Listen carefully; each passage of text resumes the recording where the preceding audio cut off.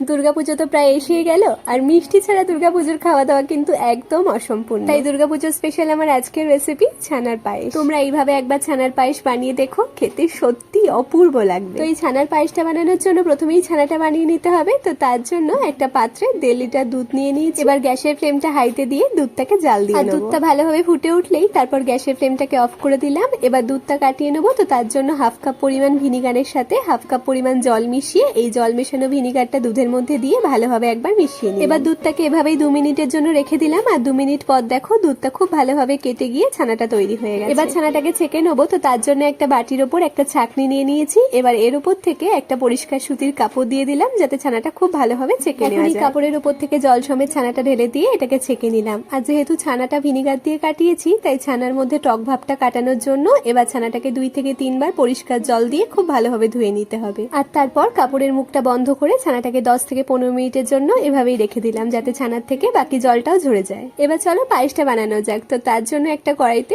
700 ml দুধ নিয়ে নিয়েছি। এখন গ্যাসের ফ্লেমটা হাইতে রেখে দুধটাকে জাল দিয়ে নেবো। আর দুধটা ভালোভাবে ফুটে উঠলেই তারপর এর মধ্যে মিষ্টির জন্য দিয়ে দিচ্ছি 1/2 কাপ পরিমাণ চিনি, সাথে দিচ্ছি বেশ খানিকটা গুঁড়ো দুধ। তবে তোমরা চাইলে গুঁড়ো দুধ আর চিনির বদলে কনডেন্স মিল্কও ব্যবহার করতে পারো। আর তারপর এর মধ্যে দিয়ে দিচ্ছি একটু এলাচ গুঁড়ো, আর টেস্টটা ব্যালেন্স করার জন্য দিচ্ছি সামান্য একটু। এখন সমস্তটা দুধের সাথে খুব ভালোভাবে মিশিয়ে নিয়ে তারপর গ্যাসের ফ্লেমটা মিডিয়ামে রেখে দুধটাকে ফুটিয়ে একটু ঘন মতন করে। আর দুধটা একটু ঘন হয়ে আসলেই তারপর এর মধ্যে জল ঝরিয়ে রাখা ছানাটা দিয়ে দিলাম। আর ছানাটা দুধের সাথে খুব ভালোভাবে মিশিয়ে নিলাম। এখন এটাকে 3 থেকে 4 মিনিট মতন ফুটিয়ে ঘন করে নেবো। তবে খেয়াল রাখবে পায়েসটা যেন খুব বেশি ঘন হয়ে না যায়, কারণ এটা ঠান্ডা হয়ে গেলে আরো অনেকটা ঘন হয়ে যায়। আর সবশেষে এর মধ্যে 1 চামচ পরিমাণ গোলাপ জল দিয়ে খুব ভালোভাবে মিশিয়ে নামিয়ে নিলাম। ব্যাস, তাহলেই তৈরি হয়ে গেল আমাদের অপূর্ব স্বাদের ছানার পায়েস। এবার এটাকে একটা পাত্রে সার্ভ করে উপর থেকে একটু ড্রাই ফ্রুটস, একটু কেশর দিয়ে গার্নিশ করে নিলাম। আর এই ছানার পায়েসটা না তোমরা ফ্রিজে রেখে ঠান্ডা করে নিয়ে তারপর খেয়ে দেখো, সত্যি অসাধারণ লাগবে। তাহলে আজকের রেসিপিটা তোমাদের কেমন লাগলো অবশ্যই কমেন্টে জানিও।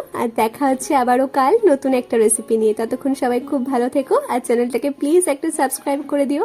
টাটা।